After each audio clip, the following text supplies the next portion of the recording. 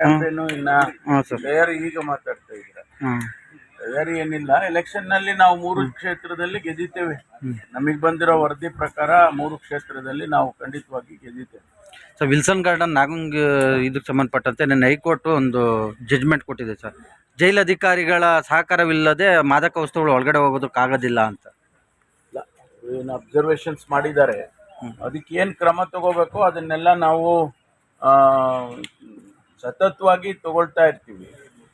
ಅದು ರೊಟೀನ್ ಆಗಿ ನಡೀತಾ ಇರುತ್ತೆ. ಎಲ್ಲಾದರೂ ಇನ್ಸಿಡೆಂಟ್ಗಳಾದಾಗ ಇನ್ನೂ ಹೆಚ್ಚು ಪರಿಣಾಮಕಾರಿಯಾಗಿ ಕೆಲಸ ಮಾಡಬೇಕು ಅಂತೇಳಿ ಅವರಿಗೆ ಸೂಚನೆ ಕೊಡ್ತಾ ಇರ್ತೀವಿ.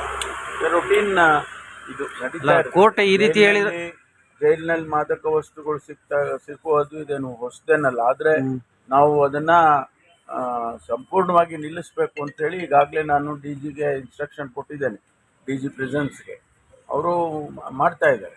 ಸರ್, ಈಗ ಯಡಿಯೂರಪ್ಪನವರ ಕಾಲದ KKRDBಯಲ್ಲಿ 300 ಕೋಟಿ ಭ್ರಷ್ಟಾಚಾರ ಆಗಿದೆ ಅಂತೇಳಿ ತನಿಖೆಗೆ ವಹಿಸಿದೆ ಸರ್ಕಾರ ನಿನ್ನೆ. ಮೇಲ್ನೋಟಕ್ಕೆ ಅಲ್ಲಿ ಮಿಸ್ಯೂಸ್ ಆಗಿದೆ. ಪ್ರತಿ ವರ್ಷ 300 ಕೋಟಿ KKRDಗೆ ಕೊಟ್ಟಿರ್ತಕ್ಕಂಥದ್ದು. ಆ 100 ಕೋಟಿ ಅಂದರೆ 3 ವರ್ಷದಲ್ಲಿ 300 ಕೋಟಿ ಮಿಸ್ಯೂಸ್ ಆಗಿದೆ ಅಂತ ಹೇಳಿದ್ದಾರೆ. ಅದನ್ನು ನೋಡೋಣ, ತನಿಖೆ ಮಾಡಿದ ಮೇಲೆ ಗೊತ್ತಾಗುತ್ತೆ. ಸರ್, ಈಗ ಜಮೀರ್ ಅಹಮದ್ ಅವರು ಕುಮಾರಸ್ವಾಮಿ ಬಗ್ಗೆ ಕೊಟ್ಟಿರೋಂಥ ಒಂದು ಸ್ಟೇಟ್ಮೆಂಟನ್ನೇ ಅವರು BJP JDSನವರು ಅಸ್ತ್ರ ಮಾಡ್ಕೊಂಡಿದ್ದಾರೆ ಸರ್. ಜನಾಂಗೀಯ ನಿಂದನೆ ಮಾಡಿದ್ದಾರೆ.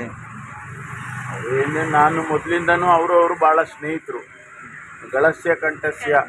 ಅವರು ಒಬ್ರಿಗೊಬ್ಬರು ಈ ರೀತಿ ಮಾತಾಡ್ಕೊಳ್ಳೋದು ಏನು ಹೊಸದೇನಲ್ಲ. ಅವರೇ ಹೇಳ್ಕೊಂಡಿದ್ದಾರೆ, ನಾನು ಅವ್ರನ್ನ ಕರಿಯಣ್ಣ ಅಂತಿದ್ದೆ, ಅವ್ರು ನನ್ನ ಕುಳ್ಳ ಅಂತಿದ್ರು.